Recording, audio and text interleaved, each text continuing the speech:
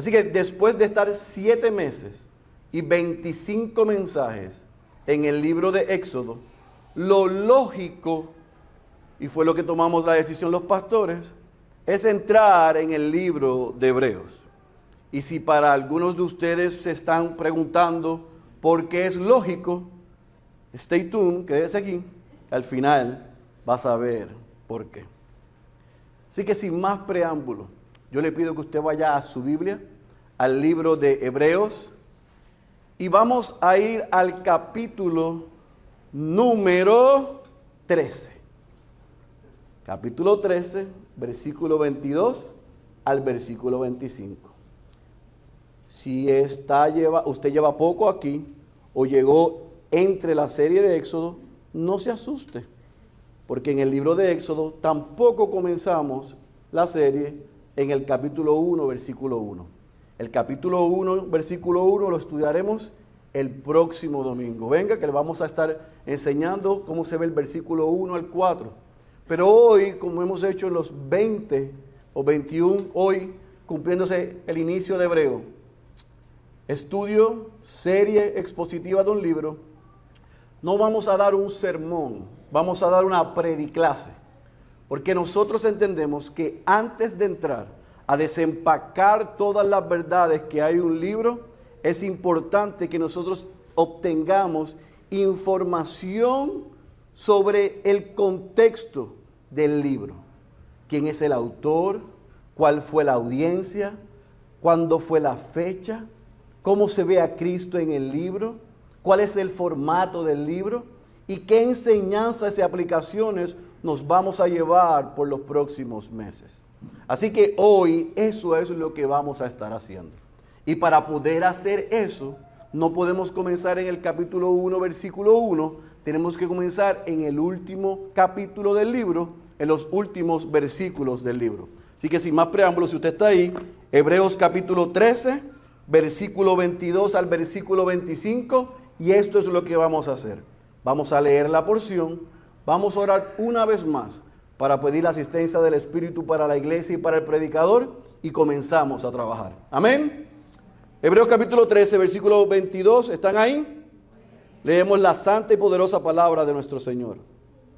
Les ruego, hermanos, subraye eso, que soporten la palabra de exhortación, pues les he escrito brevemente. Sepan que nuestro hermano Timoteo ha sido puesto en libertad, con el cual, si viene pronto, he de verlos. Versículo 24. Saluden a todos sus pastores y a todos los santos. Los de Italia los saludan. La gracia sea con todos ustedes. Amén. Oremos una vez más. Padre, venimos una vez más al trono de la gracia a pedir tu asistencia. Ayuda al predicador a que pueda ser fiel a lo que tú le has dado mientras estudia, que pueda comunicar con claridad, pero también ayuda a tu iglesia a que pueda ser diligente en recibir y en anotar toda la información que vamos a compartir para desde el próximo domingo venir preparados y adentrarnos en este fascinante libro. Te lo pedimos, Señor, en el nombre poderoso de Jesús. Amén, amén y amén. El título del libro, en los manuscritos originales o más viejos, tenía y se llamaba A los Hebreos. Y esto es importante porque desde el título nos da a nosotros una idea de quién es la audiencia. Y cuando usted se hizo la asignación de leer el libro de Hebreos en casa, a la luz de lo que leímos y estudiamos en el libro de Éxodo por 25 mensajes, usted va a notar, que hay muchas referencias en el libro sobre costumbres judías. Hay muchas cosas que usted lee en los primeros 10 capítulos de este libro que a usted le hizo ruido y lo recordó porque lo vimos por 40 capítulos en el libro de Éxodo. No solamente hay referencias a las costumbres judías, sino que también hay mucha referencia a las escrituras hebreas, al Antiguo Testamento, específicamente a la Septuaginta, lo que era el Antiguo Testamento en griego. ¿Por qué es importante cuando nosotros nos vamos a acercar específicamente a este libro entender eso? Porque si no tenemos esos lentes puestos, al ser un libro que es retante y desafiante, podemos perder de perspectiva lo que un poquito más adelante vamos a adentrarnos y explicar. El contexto, la audiencia, a quién se le estaba hablando, qué estaba sucediendo con ellos. ¿Estamos claros?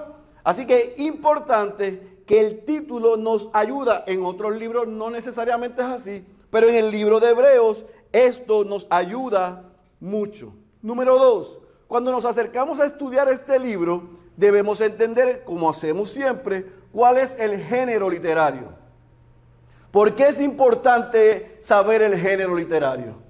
Porque cuando estudiamos un libro de la Biblia, un libro sapiensal, un evangelio, una narrativa como Éxodo, no es lo mismo que el género literario que nos estamos adentrando desde esta mañana por los próximos meses.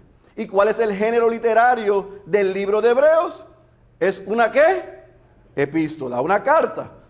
Epístola, epistola en el griego, el idioma favorito del pastor Luis. Es una carta. 21 de los 27 libros del Nuevo Testamento son cartas. Los miércoles estamos estudiando la primera carta, primera epístola de Pedro. Y como hemos aprendido durante los pasados 4 años, dentro de ese género literario hay 2 formatos. Está la epístola particular, que va dirigida a una persona o una iglesia o un grupo en particular, y están las epístolas o las cartas generales. De las cartas o epístolas generales, de las 21 que hay en el Nuevo Testamento, 8 son generales. Nosotros hemos estudiado ya algunas. Hemos estudiado Judas, hemos estudiado Primera de Juan, hemos estudiado Tercera de Juan. Estamos viendo ahora en el libro de Hebreo una carta, una epístola que es general. Tiene una audiencia, pero no especifica cuál es la audiencia. Ahora, es importante que hayamos comenzado por el capítulo 13, versículo 22 al versículo 25, porque en el cierre, en la conclusión del libro, nosotros podemos certificar que este libro es una carta. Porque evidentemente al final luce que hay unos receptores, que hay un mensaje y hay una conclusión, una despedida. Pero como veremos el próximo domingo, cuando yo pueda mostrarle los primeros 4 versículos, cuál es el primer tema del autor, usted va a notar que quizás igual que en Primera de Juan, no hay una salutación, no hay un saludo, no hay una presentación del autor. Y eso pudiese confundir porque históricamente el libro de Hebreos se ha visto como un sermón expositivo. Se ha visto como un sermón. Dios predicando, Dios hablando, y los hebreos, los judíos, cristianos que esta carta va dirigida, escuchando este sermón. Dicho sea de paso, históricamente el libro de Hebreos se ha visto como 3 en 1. Se ha visto como un tratado teológico por la profunda doctrina de Cristo, la cristología que nos muestra. Así que lo podemos ver como un tratado teológico, lo podemos oír como un sermón. Otra persona menos yo pudiese predicar en 1 hora y media este libro. Así que podemos verlo como un tratado teológico, lo podemos oír como un sermón, pero lo podemos leer como una carta. Así que Hebreos, cuando nosotros nos acercamos a este libro, tenemos que ver que hay una audiencia que está recibiendo una información que es importante. Y aunque no tenemos a ciencia cierta cuál es la audiencia, el mensaje poderoso que el autor está compartiendo hace que parezca un sermón que se está predicando a una iglesia. Por lo tanto, la Iglesia Bautista Ciudad de Dios y todos los amigos que nos acompañan, hermanos, debemos desde el próximo domingo sentarnos a los pies del Maestro a escuchar lo que tiene que enseñarnos por los próximos meses. ¿Estamos claros? Hemos visto el título, hemos visto el género literario y ahora queremos saber quién es el autor. Porque yo les dije que en el capítulo 1, versículo 1 entra de lleno, pero en el capítulo 13, versículo 22 se despide. Y en esos 13 capítulos no hay a ciencia cierta idea en la historia de quién es el autor de este libro. No hay consenso históricamente de quién es el autor de este libro. Es motivo de desconocimiento para los padres de la iglesia, para los historiadores, para los comentaristas y para los cristianos en los pasados 2000 años. Sin embargo, aunque es desconocido para nosotros, él no era desconocido para la audiencia.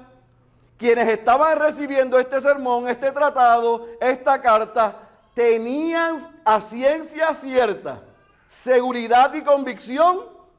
Yo sé quién me está escribiendo. Yo sé quién es el autor. Que el Espíritu Santo se haya reservado el canon, dejarnos en la copia de su Biblia hoy quién es el autor, no invalida ni descalifica a que hay un autor conocido para aquellos creyentes.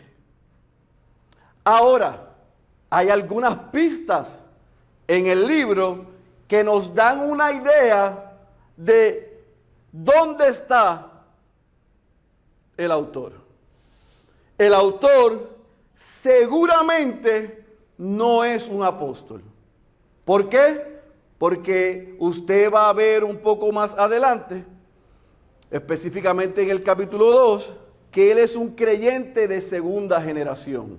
Él habla, y puede ir a su Biblia un momento, al capítulo 2, versículo 3, porque quiero que subraye esto, que aunque no sabemos quién es el autor, podemos saber que es un creyente de segunda generación. ¿Y qué queremos decir con eso? Mire lo que dice el capítulo 2, versículo 3. ¿Cómo escaparemos nosotros si descuidamos una salvación tan grande, la cual, subraye, después que fue anunciada primeramente por medio del Señor, nos fue confirmada por los que oyeron? Así que este autor recibió lo que está enseñando no como un testigo que estaba presencial y ocular de la vida de Jesucristo. Sin embargo, aunque eso es una información que nosotros tenemos, no sabemos quién es el autor. La audiencia sí lo sabe, porque en el capítulo 6 y del capítulo 6 al capítulo 10 en su trato, él no solamente les llama amados, sino que la carta y la manera en que se dirige es de una forma muy personal. Aquí hay gente en esta iglesia que son muy amados para mí. Son gente muy cercana para mí. Aquí hay gente como la hermana Glory B, la hermana María Isabel, que desde el primer día que nosotros nos reunimos, ellas han estado ahí. Así que si el Señor me manda a España a abrir una obra, ore que eso no sea así, Pero si eso pasa y yo escribo y no me presento, no significa que mis amadas, después de tanto tiempo, sepan quién yo soy. ¿Entienden el punto? No tenía que dejar en 13 capítulos su nombre y apellido. Ellos sabían quién era. Él habla en un tono personal y les dice, amados, ahora, aunque sabemos que es un creyente de segunda generación, porque él mismo nos los confirma en el capítulo 2, versículo 3,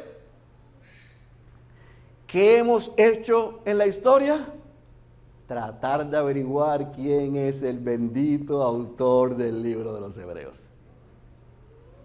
Así que, ¿quién es el autor del libro de los Hebreos en los pasados miles de años? Bueno, algunos argumentan que es el papá de los pollitos, Pablo.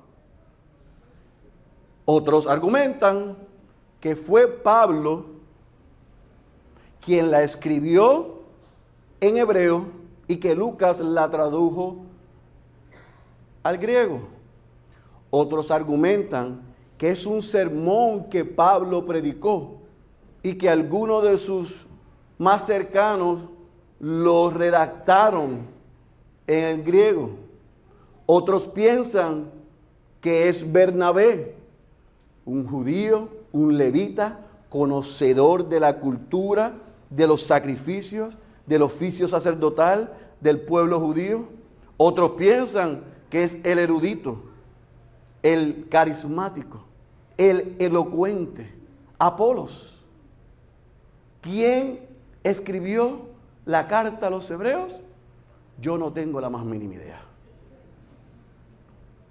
¿Es importante detenernos aquí para saber lo que ha pasado en la historia? Sí. ¿Es importante saber el autor para estudiarla? No. Yo estoy casi seguro que no fue el apóstol Pablo. Esa es mi posición personal. De la manera que vamos a ver la estructura de este libro, de esta carta, no me da la impresión que haya sido el apóstol Pablo. La estructura, la falta de saludo, la falta de presentación, la manera en que se expresa, no parece el apóstol Pablo. Puede ser que haya sido un sermón de Pablo y haya alguien tomado esto y plasmado las notas de un sermón. Sí. Pero yo creo personalmente que no fue el apóstol Pablo. Y alguien me preguntó el otro día, ¿y usted quién piensa que es? Invíteme a un café y le contaré. Porque esto se graba y después yo lo sube a YouTube, me cortan un pedazo y dicen que yo he asignado lo que no se ha resuelto en la historia, el autor del libro. Y ya yo estoy grande para eso.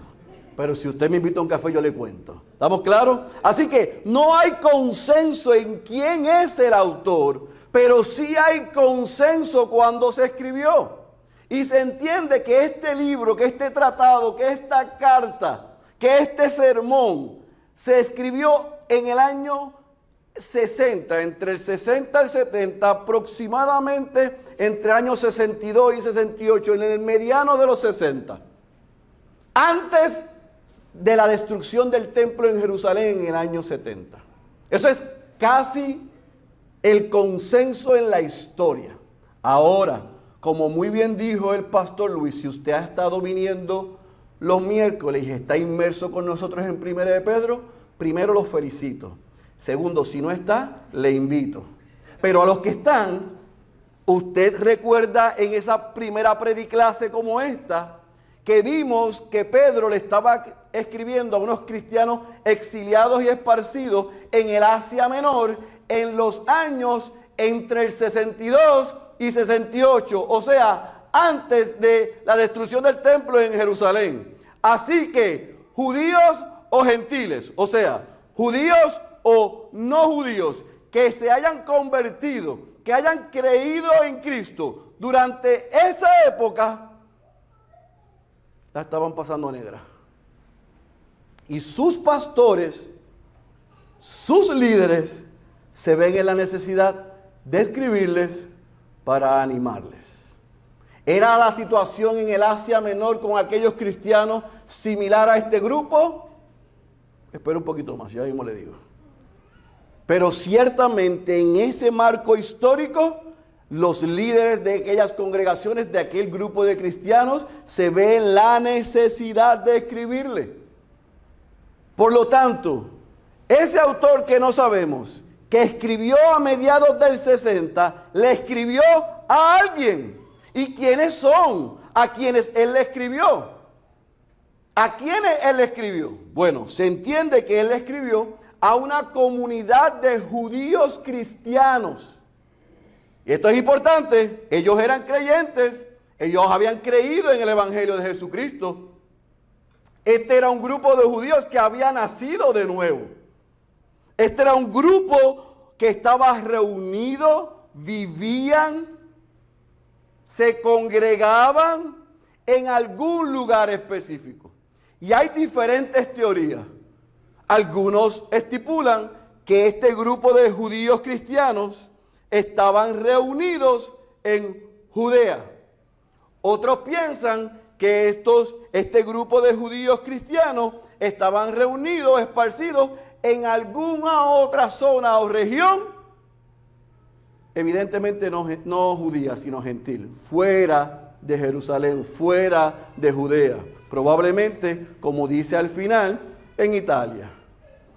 Así que un historiador dijo esto, o un comentarista dijo de los historiadores: Clemente de Alejandría, Jerónimo, Eutalio, Crisóstomo y otros opinaban que la epístola a los hebreos había sido enviada a los judíos que vivían en Judea, quienes en la época de los apóstoles eran llamados hebreos, para distinguirlos de los judíos de los países gentiles, los cuales eran llamados helenistas.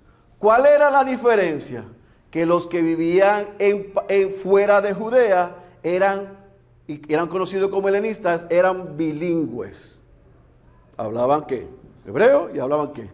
Griego. Así que históricamente algunos estipulan, sí, esta gente dejó el judaísmo, ciertamente creyeron en Cristo, pero todavía vivían en Judea. Otros dicen, y yo creo que estoy más de acuerdo con ellos, que estaban fuera de Judea y estaban habitando en países o en regiones no judías, y por ende había una presión de los gentiles hacia esta comunidad de cristianos judíos.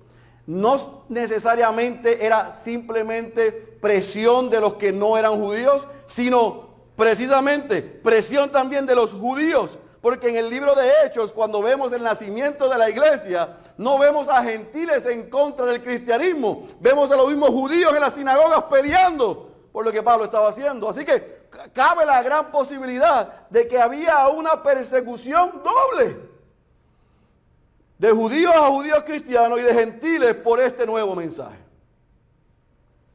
Así que la audiencia es importante, pero sobre todas las cosas, el autor desconocido, en el año 62 a 68, a este grupo de judíos cristianos, tiene que tener una razón para escribirle, ¿o no?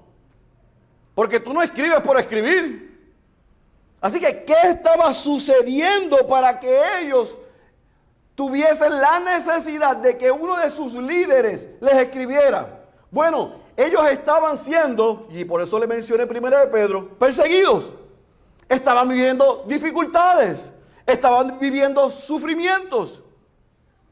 Y en medio de esa realidad, este autor se ve en la necesidad de alentarlos, de animarlos, de recordarles a ellos que permanecieran firmes en el evangelio que habían creído, los había salvado. ¿Por qué? Porque había llegado a los oídos del autor que muchos de estos judíos cristianos estaban pensando regresar atrás. Estaban pensando negar y abandonar lo que habían creído para regresar a las prácticas del judaísmo. Y él les dice, no lo hagan. Por eso es que este tratado teológico, esta carta, este sermón, tiene un ánimo y tiene un tono pastoral. Es un pastor que está preocupado por el alma, la vida de esos santos, de aquellos judíos cristianos. Y les está rogando, no abandonen su fe, no regresen atrás. Ahora, este es uno de los libros más mal interpretados, porque ante esa realidad y el ruego de este pastor, hay unas expresiones que vemos en el libro que algunos han pensado que es razón suficiente para decir que se puede perder la salvación. No. Si se pierde, es porque nunca la tuvo.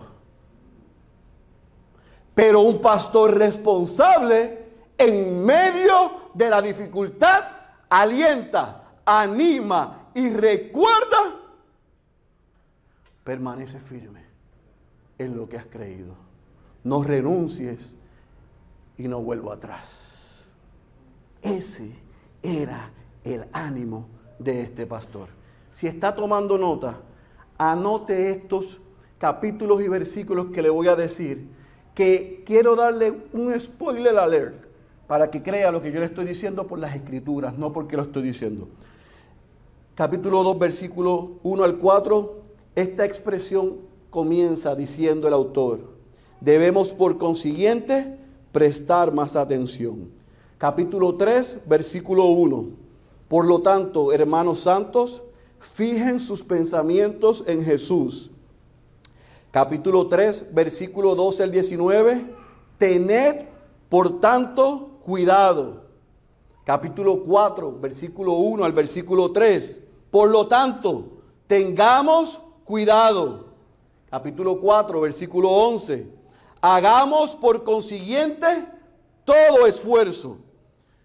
Capítulo 4, versículo 14 al 16, por ello, aferrémonos firmemente a la fe.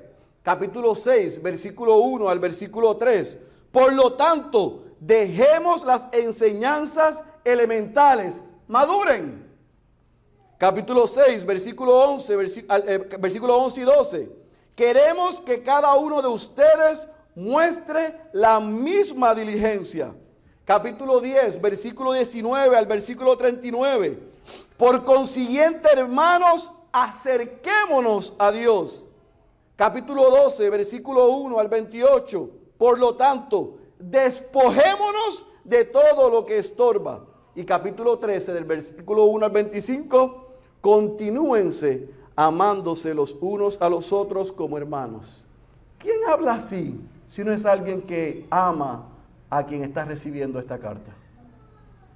¿Quién invita a esforzarte, a permanecer y a amarse los unos a los otros si no es alguien que está interesado en el alma de ese grupo? ¿Fue Pablo, Bernabé, Apolos u otros? Yo no tengo idea. Pero ellos sabían que ese que les estaba escribiendo los amaba y los estaba alentando, los estaba animando y les estaba recordando: permanezcan firmes. ¿No suena igual a Pedro? ¿No se parece a Pedro? Es similar. Es lo mismo. Hay pruebas, hay dificultad, permanezcan. Así que otra vez, hemos visto el título, hemos visto el género, hemos visto o tratado de entender quién es el autor, cuándo escribe, a quién le escribe y por qué le escribe.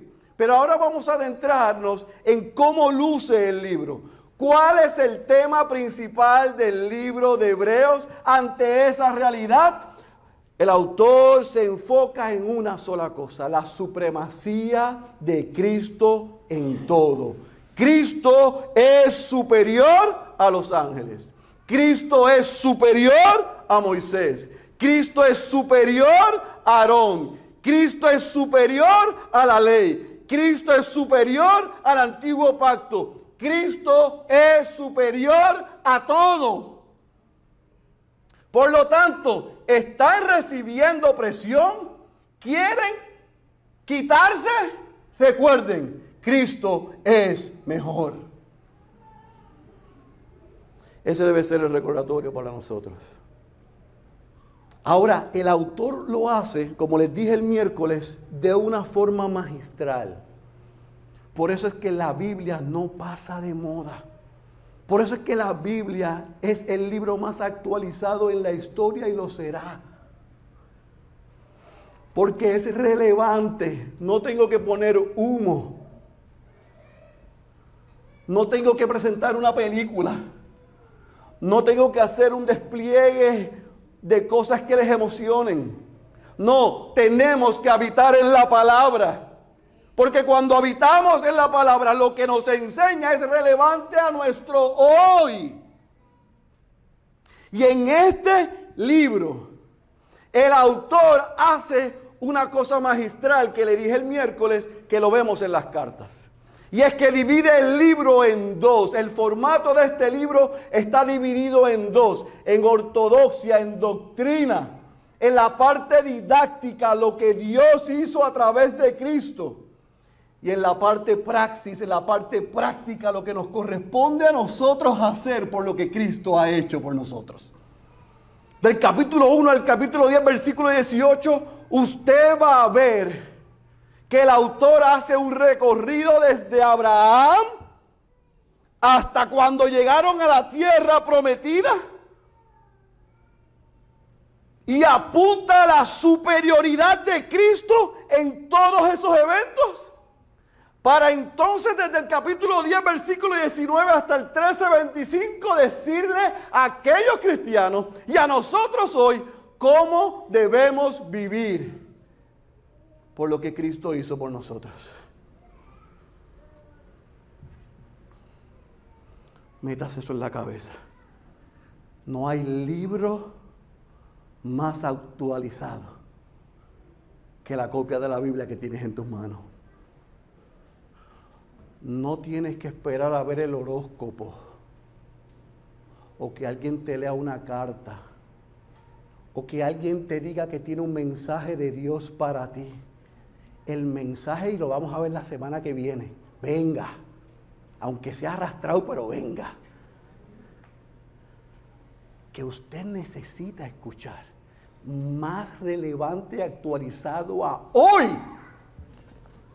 está aquí.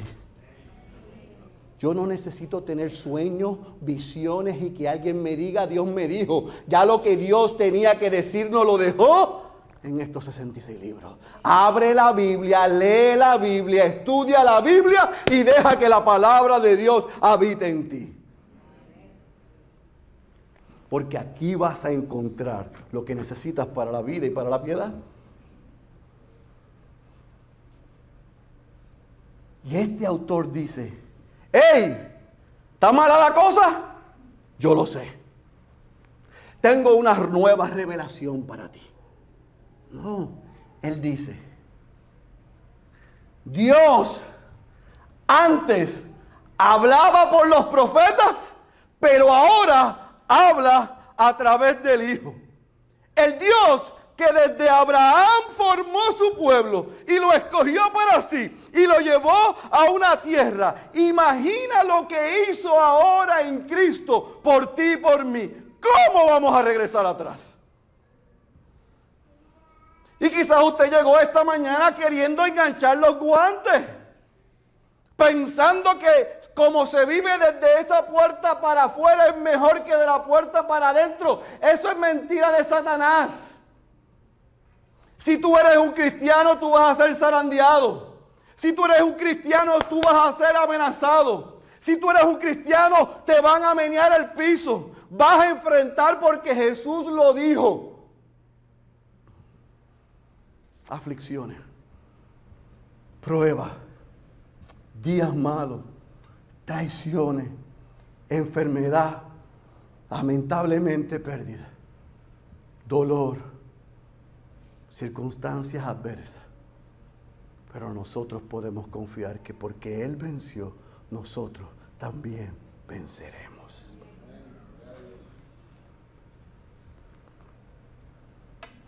No vuelvo atrás. No vuelvo atrás.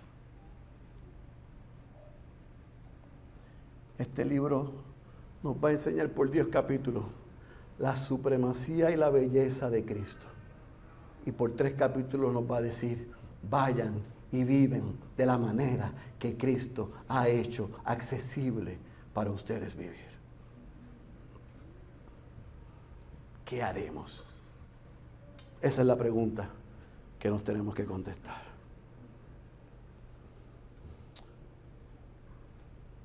Así que en esa división de este libro, nosotros vemos otra vez la doctrina y la práctica. Pero si tomamos el libro como un todo y lo vemos a través de toda la Escritura, de todo el gran panorama divino, de toda la historia de la Biblia, ¿qué nos enseña el libro de Hebreos a nosotros? El libro de Hebreos nosotros pudiésemos decir que es una prueba y que demuestra sin lugar a dudas que el Evangelio, la obra de Cristo en nuestro favor, es el cumplimiento de todo lo que se anunció, de todo lo que se anunció, de todo lo que vemos en el Antiguo Testamento, apunta a la persona de Cristo. Hebreos toma el Antiguo Testamento y nos dice a nosotros todo lo que pasó, todo lo que sucedió, todo lo que se profetizó, todo lo que se dijo, todo lo que era un tipo en la persona de Cristo se cumplió. Esto es un manual de teología bíblica como ningún otro libro en la Biblia. Usted va a ver, algunos dicen 24, otros 28, otros 32 y otros hasta 96 referencias del Antiguo Testamento. Ningún otro libro tiene esto. Hay más referencias de los Salmos que probablemente muchos de los libros. Así que el autor, entendiendo la audiencia, lo que ellos creían, lo que ellos estaban pasando y la amenaza de regresar atrás al judaísmo y a prácticas que ya no eran necesarias, quiere recordarles, todo esto es bueno, pero Cristo es mejor. Moisés, hay uno mayor. Lo que Dios hizo por su pueblo y lo llevó a tierra prometida, a nosotros nos salvó. Es mejor. Así que este libro exprime el Antiguo Testamento para exaltar a Cristo. Por lo tanto, siempre que nos acercamos a un libro, no solamente queremos ver el libro a través de las Escrituras, dónde está, sino también queremos ver el Evangelio de Jesucristo en este libro. Y este libro es fácil, porque Cristo es el centro de este libro. En el libro de Hebreos usted va a ver que Jesús cumple a la perfección el oficio de profeta, de sacerdote y de rey. Usted va a ver en este libro que Jesús es el Hijo por el cual Dios ha hablado. Usted va a ver en este libro que el sacrificio de Jesús es suficiente. No había que tener otro sumo sacerdote. No había que esperar una vez al año. No había que entrar a un lugar exclusivo. No, el sacrificio de Jesús una vez y para siempre. No como otros que los tienen todavía en la cruz. Una vez y para siempre. Fue suficiente. En este libro usted va a ver que Jesús hoy intercede por nosotros. ¿Qué clase de libro? Y si fuera poco, si usted todavía no está animado, si no tiene ganas de venir el próximo domingo, pues déjeme darle varias razones por las que debe venir adicional. Porque eso es simplemente de facto lo que le sacamos al libro. Pero ¿qué nos llevamos para casa después de 13 capítulos? Yo quiero que usted apunte esto. Número 1, Hebreos nos mostrará la suprema excelencia del Evangelio que nos garantiza que no necesitamos otras revelaciones. Escuche, si usted es creyente y todavía usted está confundido, creyendo que necesita una palabra de Dios de parte de alguien o de algo, déjeme decirle, y lo hago con todo el amor y el respeto, venga desde el próximo domingo. Porque después de 13 capítulos y 6 meses, se supone que el Espíritu nos muestra a nosotros que no necesitamos otra revelación, que no hay palabra profética más segura que la que está aquí. 2, nos enseñará la razón por la cual en el cristianismo no es necesario un sacerdocio humano. Yo no necesito ir a alguien para que hable de parte de mí a Dios y a Dios a mí de parte de Él. No, no necesitamos eso. Ya no es necesario más sacerdotes. 3, nos llamará a entender la importancia de, la palabra favorita de algunos, madurar. Cuando un padre le dice a sus hijos maduren, cuando un pastor le dice a sus ovejas maduren, es como si le diéramos una cucharada de hiel. A mí tú me vas a decir, a mí, que madure. Sí, a ti. No te lo digo yo, te lo dice el autor del libro de Hebreos, inspirado por el Espíritu Santo. Maduremos. Dejemos de ser niñitos. Maduremos. Número próximo, los retará a perseverar. Así que el que no quiere caldo le van a dar 2 tazas, no 3. Miércoles y domingo hay prueba, hay dificultad, persevera. Dios en su providencia sabía qué iba a darnos hoy. Sabía que necesitábamos una doble porción de recordarnos que perseveremos en medio de la prueba y la dificultad. Así que los miércoles en Pedro y los domingos en Hebreos seremos recordados de perseverar. No es nuestra fuerza, no por lo que hagamos, sino por lo que Cristo ha hecho por nosotros. Y nos ha dejado su Espíritu, el Espíritu Santo de Dios, para poder perseverar en medio de la prueba. Y por último nos instruirá a correr como cristianos. Hay una belleza en el capítulo 12 que se ha perdido de vista, que hay una antesala en el capítulo 11. Así que queremos ver el 11, el 12 y el 13 para ser recordado que en esta carrera cristiana hay unos que corrieron delante de nosotros y nos animan, son nuestros cheerleaders mientras la corremos, pero que no podemos correr la carrera solos, sino que nos necesitamos los unos a los otros. ¿Qué clase de carrera? A mí siempre me gustaron las carreras de relevo, nunca me gustaron las carreras solo, solamente cuando había un premio, un pavo cuando yo era niño, me gustaba correr solo porque yo quería llevarme el pavo para mi casa. Pero fuera de esa, me encantaban el relevo, porque yo tiraba todo lo que tenía. Y cuando estaba llegando al próximo, yo estaba gritándole, orando, clamando, termina bien la carrera, corre el próximo tramo. Si me quedé corto, tú puedes ponernos en carrera. Esa es la vida cristiana, no se corre sola. Y hay unos que corrieron antes que nosotros que nos están animando y nos debemos animar y cuidar los unos a los otros. Por lo tanto, amados, usted y yo vamos a ser exhortados y vamos a ser ministrados a perseverar en las pruebas y aflicciones. Vamos a ejercitar la fe y la paciencia. Vamos a buscar la paz y la santidad. Vamos a aprender a amarnos fraternalmente y vamos a aprender, aunque no nos guste, a obedecer a los que nos guían. Hebreos 13:17 es mi favorito en este libro. Y 1 Pedro 5 también. Así que yo sigo dando aquí, pero también vamos a recibir el pastor Luis y yo aquí, y yo. Hebreos 13:17, sujétense a nosotros. Y 1 Pedro 5 nos dice que lo hacemos voluntariamente. Así que esto es 100 y 100, no 50-50. Todo el mundo tiene que estar metido en la misma página. Así que hay ánimo para la iglesia, pero hay ánimo para los que lideramos. Hay ánimo porque somos el cuerpo de Cristo. Y ese Señor, el Dios encarnado, el que dio su vida por nosotros, es el Señor, es el dueño y es el pastor de su iglesia. Y Él nos está convocando desde hoy a entrar a esta jornada para aprender, recordar y ser animado en lo que Dios hizo a través de Él, pero también cómo por el Espíritu que ha dejado en nosotros, cómo podemos vivir para Él. Qué gran ánimo poder leer la carta de los Hebreos. Por lo tanto, para concluir, quiero concluir con una pregunta y con un enunciado. A través de la historia, la pregunta de ¿quién es el mejor? ¿Quién es el mejor? Está intrínseca en la vida de todos los seres humanos. Los padres ponen a competir a los hijos.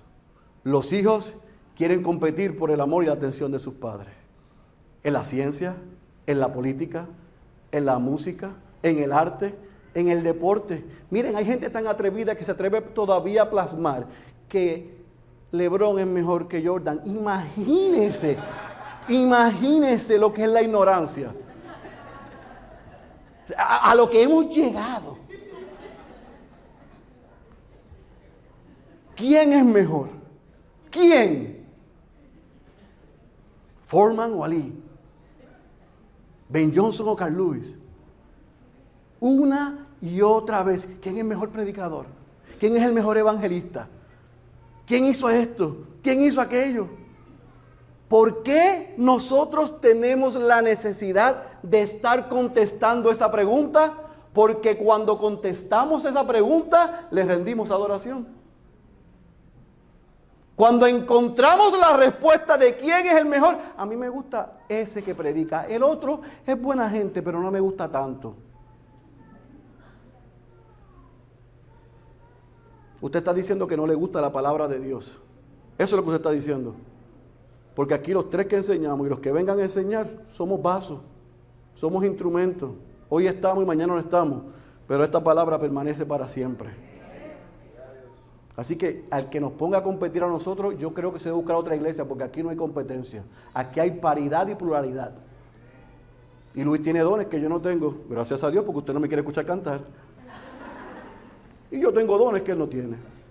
Y Dios en su multiforme sabiduría nos da a Diego, nos da a Carlos Vélez, nos da a Yampi, nos dio a Fernando, nos dio a toda esa gente que está ahí. Porque Dios sabe lo que hace. Porque Dios no nos pone a competir a nosotros. Nos pone a trabajar juntos para la gloria de quien es el mejor. Cristo es mejor. Y los judíos cristianos estaban luchando con esa pregunta. ¿Quién es mejor? Porque quien sea mejor va a tener mi adoración. Quien sea mejor, yo voy a rendir mi tiempo. Quien sea mejor, yo doblo mis rodillas. Y ellos estaban en la disyuntiva, ya son salvos. Y el maestro, el pastor, el líder le dice, no vuelvan atrás. No crean que Moisés, los sacrificios, el oficio sacerdotal, se compara con Cristo. No crean esa mentira, por favor. Moisés cumplió, pero Jesús es un mejor Moisés. Los ángeles que los judíos pensaban que había Dios haberle dejado el Torá a través de un ángel, Jesús es superior. Aarón, que vimos que fue escogido para la función sacerdotal con sus hijos, el autor de los Hebreos dice, Jesús es mejor. Es mejor que la línea de sacerdotes de Melquisedec. Es mejor que la ley que Dios dejó. Es mejor que el antiguo pacto. Jesús es mejor. Cristo es mejor.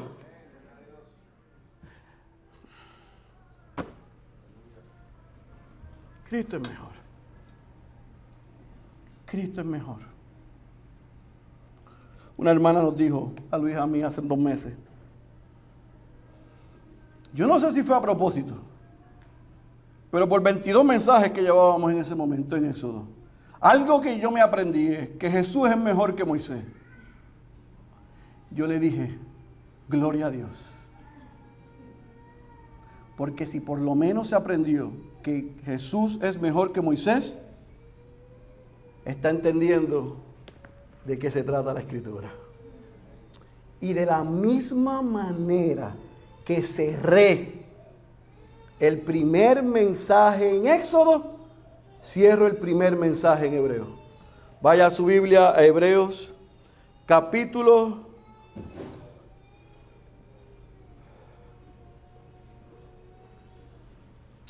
3, versículo 1 al 6. Lo voy a leer completo. Estaba pensando si lo leía solamente el 6, pero lo voy a leer completo.